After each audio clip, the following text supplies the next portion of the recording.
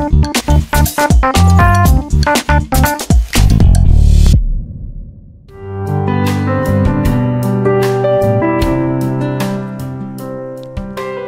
Highcell listener, jumpa lagi dengan saya Jus dalam podcast Highcell episode ke-6 dengan topik Conflict and Community.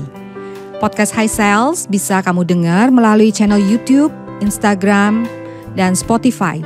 Setiap episode baru akan tayang di setiap hari Sabtu. Tema gereja kita tahun ini adalah Growing in Community.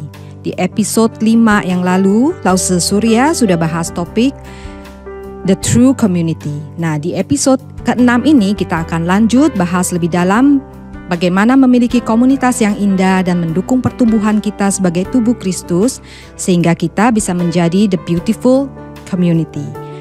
Dalam sesi ini nanti Lause Surya akan memaparkan lebih jelas dengan topik tentang topik conflict and community. Yuk kita dengar bersama.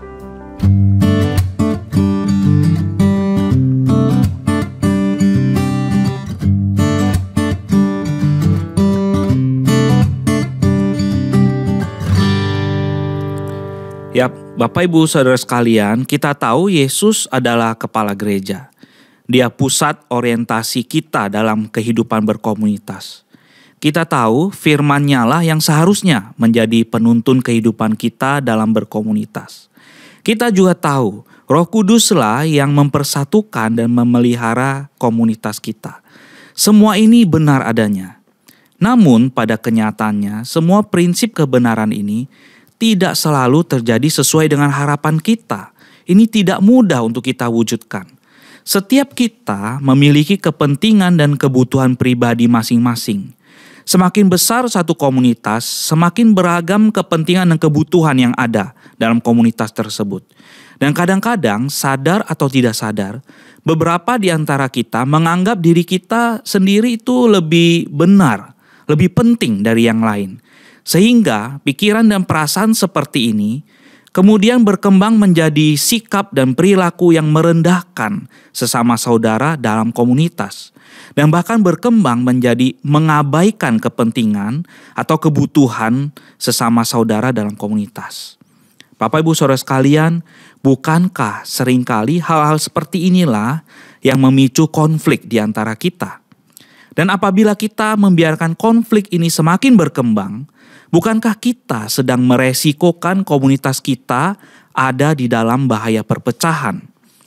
Nah, Bapak Ibu Saudara sekalian, fenomena sosial seperti ini juga terjadi di dalam kehidupan komunitas orang kudus pada masa pelayanan Rasul Paulus.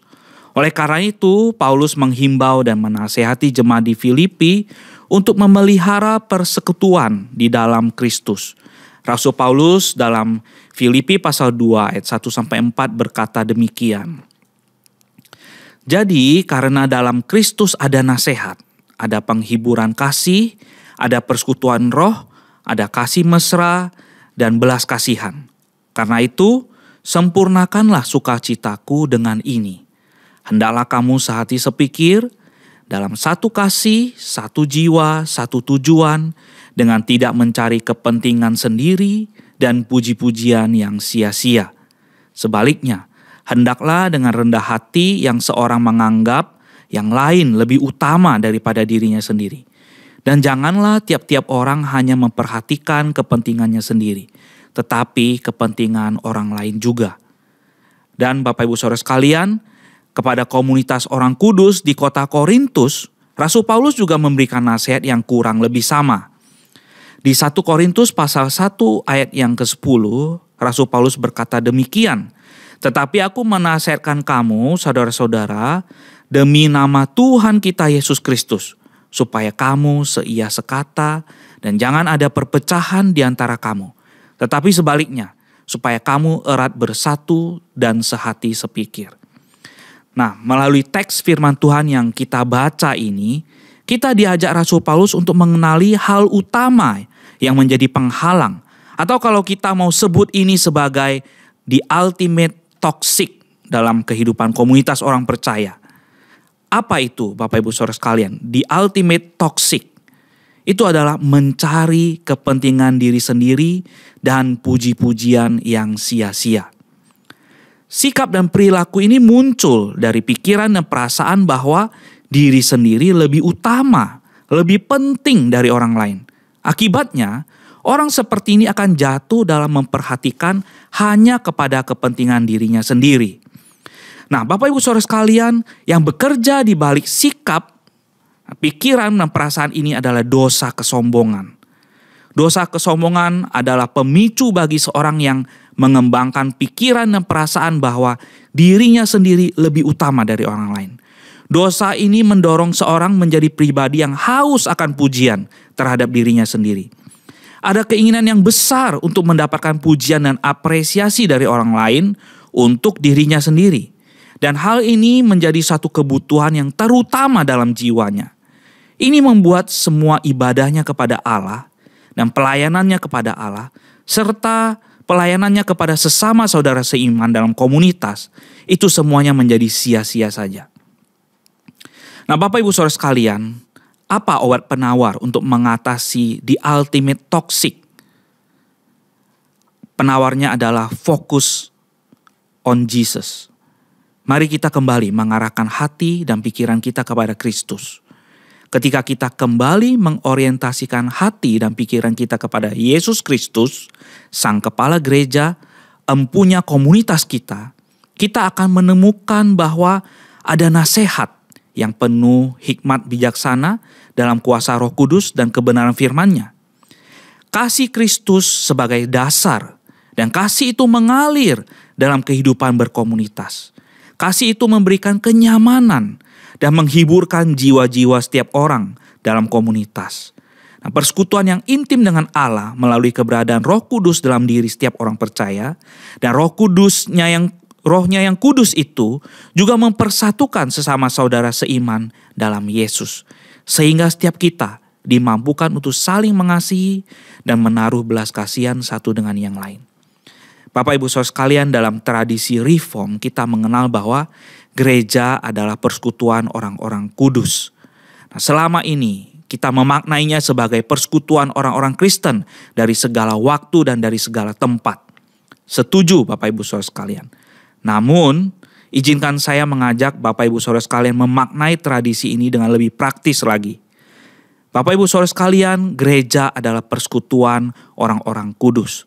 Perlu dimaknai sebagai sebuah komunitas yang ditandai dengan saling peduli dan saling memikul beban satu dengan yang lain. Ini adalah komunitas yang dimana dosa-dosa diampuni, kata-kata motivasi dan dorongan dibagikan dengan melimpah, dan iman kepada Yesus Kristus terus diperdalam dan dikoreksi di antara sesama anggota dalam komunitas. Nah, demikianlah setiap pribadi mengenal Allah di dalam Kristus dan saling mengenal sesama anggota tubuh Kristus. Demikianlah setiap pribadi dalam komunitas umat pilihannya menjalankan kasih dan keadilan Yesus Kristus. Nah, Bapak Ibu Saudara sekalian, apakah di dalam kelompok Christ Cell kita menemukan ada tindakan saling peduli dan saling memikul beban satu dengan yang lain? Apakah dalam perkumpulan para murid Yesus kita menemukan ada pengampunan atas dosa dan selalu tersedia dan selalu ada kata-kata encouragement yang disampaikan dengan melimpah? Nah, apakah dalam komunitas kita masih setia membicarakan, mendiskusikan dan saling menasehati dalam firman-Nya? Jika di dalam Yesus Kristus kita dengan taat dan tekun berupaya menghadirkan semua ini secara nyata dalam komunitas kita, maka saya bisa pastikan kita tidak punya waktu lagi untuk konflik dengan sesama saudara kita. Terima kasih Lause Surya atas penjelasannya. Bagaimana dengan penjelasan tadi? Kalau ada yang belum jelas atau masih hal-hal yang pengen ditanyakan, feel free boleh ajukan pertanyaan ke bit.ly/highcellquestion. Linknya ada di description masing-masing channel, baik itu IG, Spotify, dan YouTube. Pertanyaan-pertanyaannya nanti kita akan kumpulkan dulu, dibahas di episode ke-8 tayangan podcast High Cells. So, stay tune ya. Podcast High Cell ini bisa kamu dengar melalui channel YouTube, Instagram, dan Spotify.